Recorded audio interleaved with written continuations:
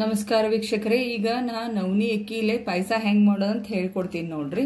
ಇದು ಭಾಳ ಟೇಸ್ಟ್ ಆಗ್ತೈತಿ ಮತ್ತು ಹೆಲ್ತಿಗೂ ಅಷ್ಟ ಚಲೋ. ಈ ಥರ ನವನಿ ಅಕ್ಕಿ ಸಿಗ್ತಾವ ಸಿರಿಲ್ಸ್ ಅಂಗಡಿ ಒಳಗೆ. ಆರ್ಗ್ಯಾನಿಕ್ ತಗೊಂಡು ಬಂದ್ರೆ ಭಾಳ ಚಲೋ.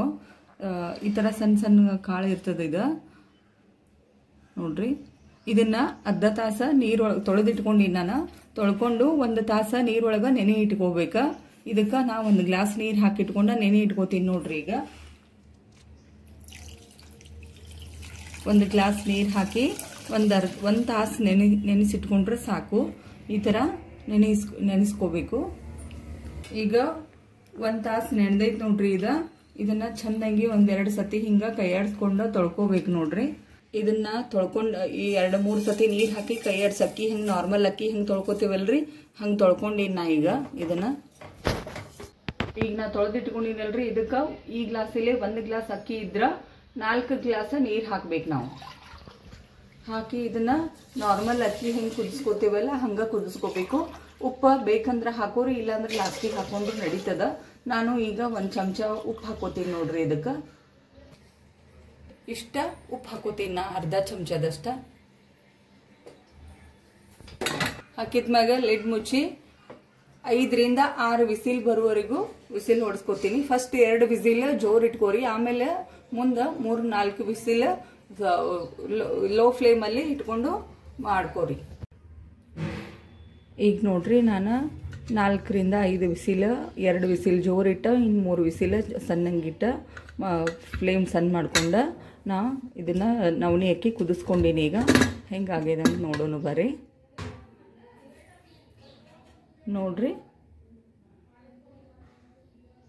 ಚಂದ ಕುದ್ದದ. ಈಗ ಇದನ್ನ ಮ್ಯಾಗ ಈ ಥರ ಸ್ವಲ್ಪ ನೀರು ನಿಂದ್ರಂಗ ನೀರು ಹಾಕೋಬೇಕು, ಇಲ್ಲಾಂದ್ರೆ ಕೆಳಗೆ ಅಂಟ್ರಿಸ್ತದ.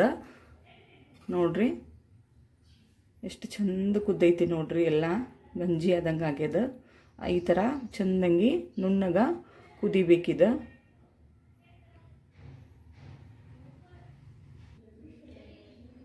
ಈ ಥರ ನೋಡ್ರಿ, ಗೊತ್ತಾಗ್ತೈತ್ಲ ಎಷ್ಟು ನುಣ್ಣಗ ಕುದ್ರ ಇದು ರೆಡಿ ಆಗೈತಿ ಅಂತ ತಿಳ್ಕೊಬೇಕ. ಈಗ ನಾನು ಇದಕ್ಕೆ ನೀರು ಸ್ವಲ್ಪ ಜಾಸ್ತಿ ಅನಿಸ್ತಿದ್ದೆ ಅಂದ್ರೆ ತಕ್ಕೋಬೇಕ ನೀವು. ಮೇಲ್ಗಡೆ ಬಂದಿದ್ದೆ ಇದು ನನಗೀಗ ಕರೆಕ್ಟ್ ಅನ್ಸಾಕತೈತಿ. ಇಷ್ಟು ನೀರಿದ್ರೆ, ಇಷ್ಟು ಅಳಕ ಇದ್ರೆ ಸಾಕು. ಭಾಳ ಗಟ್ಟಿ ಆಯ್ತಂದ್ರೂ ಚಲೋ ಆಗೋದಿಲ್ಲ. ಈ ಥರ ಸ್ವಲ್ಪ ಒಂದು ಮಿಕ್ಸ್ ಕೊಟ್ಕೋರಿ ಚಂದಂಗೆ.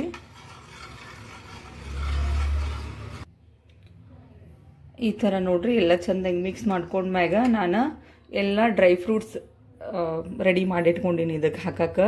ಇದು ಗಸಗಸಿ ಸ್ವಲ್ಪ ಕೆಂಪಗಾಗೋರಿಗೆ ಹುರಿದಿಟ್ಕೊಂಡಿನಿ, ಗೋಡಂಬಿ ಹಾಗೆ ಇಟ್ಕೊಂಡಿನಿ, ಆಮೇಲೆ ಒಣ ಕೊಬ್ಬರಿ, ಆಮೇಲೆ ಸ್ವಲ್ಪ ಏಲಕ್ಕಿಯನ್ನು ಕುಟ್ಟಿಟ್ಕೊಂಡಿನಿ. ಈಗ ಎಲ್ಲನೂ ನಾನು ಇದಕ್ಕೆ ಹಾಕ್ತೀನಿ ನೋಡ್ರಿ. ಕೊಬ್ಬರಿ ಸ್ವಲ್ಪ ಜಾಸ್ತಿ ಹಾಕಿದ್ರೂ ಪರವಾಗಿಲ್ಲ, ಬಾಯಿಯೊಳಗೆ ತಿನ್ಬೇಕಾದ್ರೆ ಟೇಸ್ಟ್ ಚಲೋ ಬರ್ತದೆ. ಆಮೇಲೆ ಇಲ್ಲಿ ನಾನು ಬೆಲ್ಲವನ್ನು ಏನು ಮಾಡಿಟ್ಕೊಂಡಿನಿ, ನಾವು ಯಾವ ಗ್ಲಾಸಲ್ಲಿ ಅಕ್ಕಿ ಹಾಕ್ಕೊಂಡಿದ್ವಲ್ಲ ಅದೇ ಗ್ಲಾಸಲ್ಲಿನ 1 ಗ್ಲಾಸ್ ಬೆಲ್ಲ ಹಾಕಿ ನಾನು ಕರಗಿಸಿ ನೀರೊಳಗೆ 1 ಕುದಿ ಬರುವವರೆಗೂ ಕರಗಿಸಿ ಆಮೇಲೆ ಸೋಸಿ ಇಟ್ಕೊಂಡಿನಿ. ಯಾಕಂದ್ರೆ ಬೆಲ್ಲದೊಳಗೆ ಬಹಳ ಹರಳು ಆಮೇಲೆ ಕಸ ಇರ್ತದಲ್ಲ, ಅದಕ್ಕಂಥೇಳಿ ನಾನು ಈ ಥರ ರಸ ಮಾಡಿಟ್ಕೊಂಡಿನಿ ನೋಡ್ರಿ. ಈಗ ಇದನ್ನು ಕುದಿಸಿರುವಂಥ ನವನಿ ಅಕ್ಕಿಗೆ ನಾ ಹಾಕ್ತೀನಿ. 1 ಗ್ಲಾಸ್ ಅಕ್ಕಿ ತೊಗೊಂಡ್ರೆ 1 ಗ್ಲಾಸ್ ಬೆಲ್ಲ ಹಾಕ್ಬೇಕು ನಾವು. ಅಷ್ಟು ಪ್ರಮಾಣ ಸ್ವೀಟ್ ರಗಡ್ ಸಾಕಾಗ್ತೈತಿ. ಈಗ ಎಲ್ಲನೂ ನಾನು ಒಂದು ಚಂದಂಗಿ ಒಂದು ಮಿಕ್ಸ್ ಕೊಟ್ಕೋತೀನಿ ನೋಡ್ರಿ.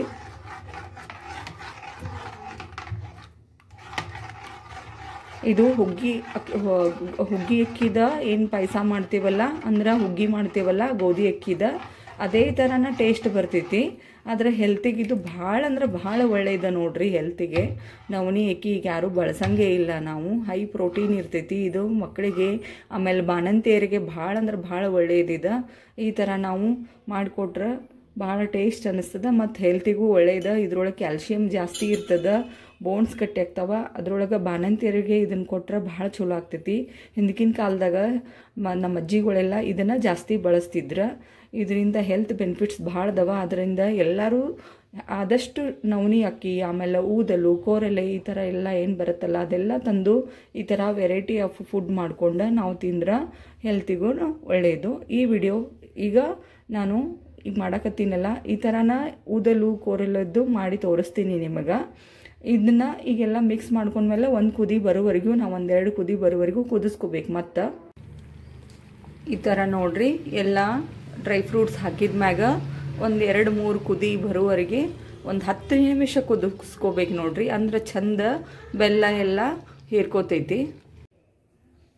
ಈಗ ನೋಡ್ರಿ ಎಲ್ಲ ಒಂದು 10 ನಿಮಿಷ ಕುದಿಸ್ಕೊಂಡ್ಮ್ಯಾಗ ಒಂದು ಪಾತ್ರೆಗೆ ತೆಗಿಯಾಕತ್ತೀನಿ ನಾನು. ಇಷ್ಟು ಕನ್ಸಿಸ್ಟೆನ್ಸಿ ಬಂದರೆ ಸಾಕು. ಆರಿದ್ಮ್ಯಾಗ ಇನ್ನೂ ಭಾಳ ಗಟ್ಟಿ ಆಗ್ತೈತಿದೆ. ಅದಕ್ಕೆ ಸ್ವಲ್ಪ ಅಳಕನ ಇಟ್ಕೋಬೇಕು ಮಾಡ್ಕೋಬೇಕಾದ್ರೆ. ನೋಡ್ರಿ ಇಷ್ಟು